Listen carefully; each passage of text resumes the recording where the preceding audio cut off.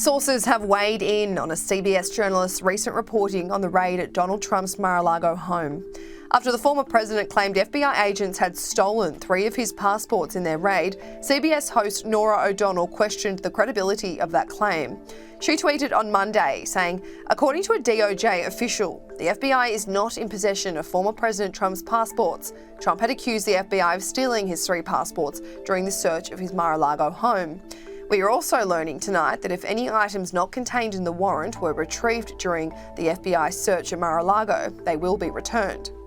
Not long after, one of Trump's staff completely shut that down with a screenshot from a member of the DOJ's National Security Division, which admitted the FBI did in fact take his passports and they would be returned. Taylor Butterwich wrote, "This is how fake news works, folks. Biden admin actively feeds half-truths and lies that the media willingly amplifies, advancing a partisan narrative to attack Trump." He followed on with that, questioning whether Norah O'Donnell's source read her this email or if they even bothered asking if they had seized the passports. CBS sources told the New York Post that Norah O'Donnell's false claims came from a single source, which is apparently not protocol, as journalists need to have 2 sources minimum.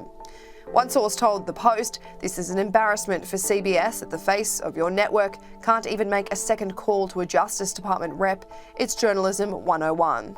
CBS backed up their anchor, confirming reporters had reached out to the Department of Justice to check whether they had Trump's passports, which they said they did not. Our reporting reflected that. It was true then, and it is true now, that the FBI was not in possession of his passports at the time. And as the tweet thread makes clear, any items that were not contained in the warrant would be returned." Other sources continued to slam the host for implying that the former president was lying. "It's still bad journalism. Didn't ask if the passports were ever in their possession. She didn't say no longer in possession." Another said, "She's desperate. It doesn't look good. If you're going to attack the POTUS and call him a liar, you shouldn't tweet the thing." We know that when the agents operated a near 10-hour raid, they seized 20 boxes worth of documents, which reportedly included 11 sets of classified material. This is still confusing as to why the DOJ ordered FBI agents to raid the home of the former president. There has been calls for the department to release the underlying affidavit, which would illustrate why the FBI was given the warrant to search the premises. The DOJ claimed in doing so, it would likely compromise the department's investigation.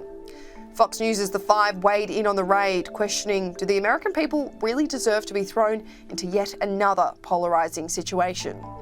You know, look at where we are as a country right now. Because of what happened at Mar-a-Lago, half the country, or at least the politically active charged right half, thinks President Trump is being persecuted unfairly once again.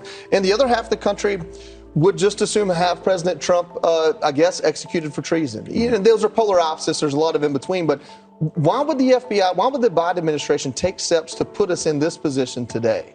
It's not to say that Trump deserves special treatment. I understand the argument that those documents probably belong to the United States government and needed to find their way back there. It sounds like they're negotiating on how to keep those things safe. Seems like they were in a really good agreement, a really good place.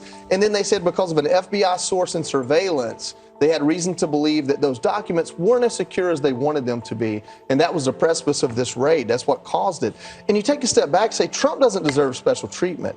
But the American people don't deserve to be thrown into another polarizing situation where we sit around and have arguments, where we could be having discussions, where we sit around and say, oh my God, the government's going after Trump yet again. Or we sit around and say, oh, Trump's trying to sell our nuclear secrets to the Soviets. I don't believe either one of those are wholesale true. But you got a lot of reason for people to sit around and make those arguments now because of this, in my opinion, careless action.